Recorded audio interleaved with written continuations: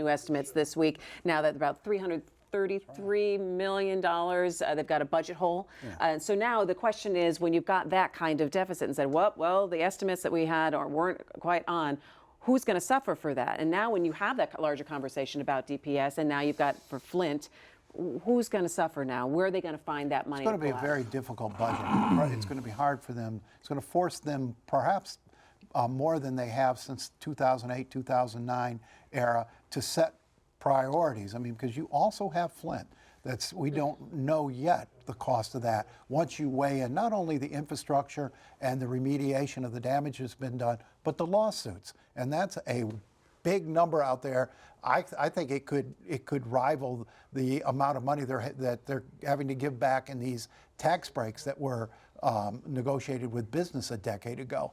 I think it could be a big, unexpected, unanticipated hit to the budget. So when you talk about who may suffer for this or what's going to get cut from that, you also got to take a look back and say, okay, how do we get here in the first place? And it is taking a look at the old Michigan business tax, and now it's that we're still paying that off. MBT is part of the problem, but the new tax is part of the problem too.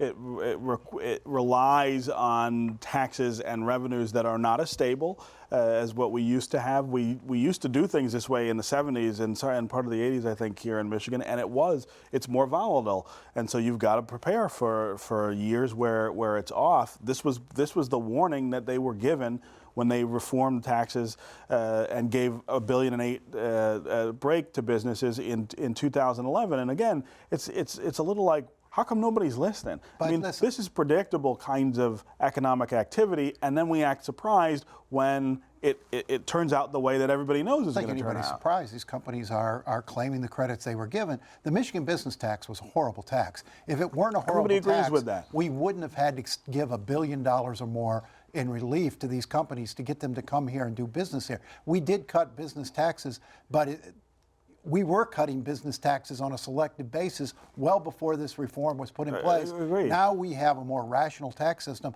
and we're not giving we're not giving those individual tax breaks. Okay, so if you say it's a slightly more much. rational thing, then what do you envision more change the tax code? I mean, what do you want to see?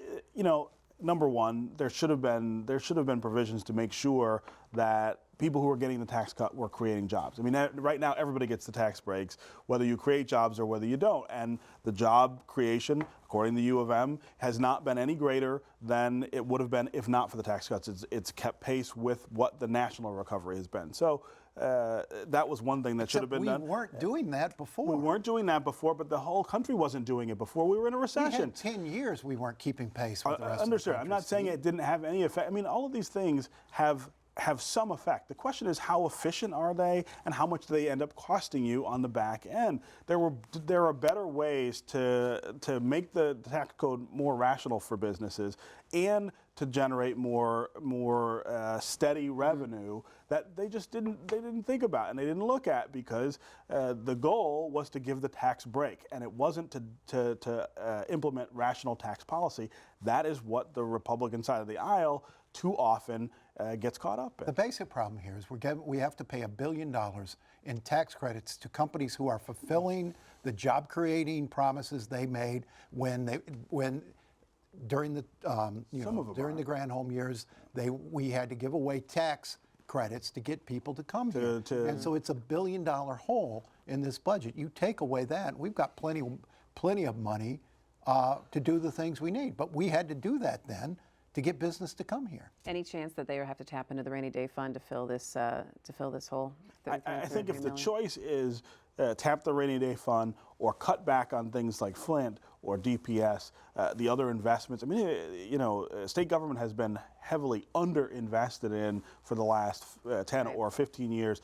I think that's what the rainy day fund is partially for. It's not, you wouldn't want to deplete it, but there's a cost to that. There's a cost to that. But does it get more catastrophic than what happened in Flint and what's happening at What's DPS? the cost you're talking about? You want to avoid that if you possibly can, because there's a cost to that. The rainy day fund helps keep your bond rating healthy, helps keep your bond, it helps keep your expenses down. So it's not like free money sitting there like, oh gosh, let's run to the store and spend it. Let's run to the store and spend that money. Of course not. All right. But here's where that imbalance comes in. Is it about money or is it about people? Flint was about people. You spend the money to make sure that they're taken care of.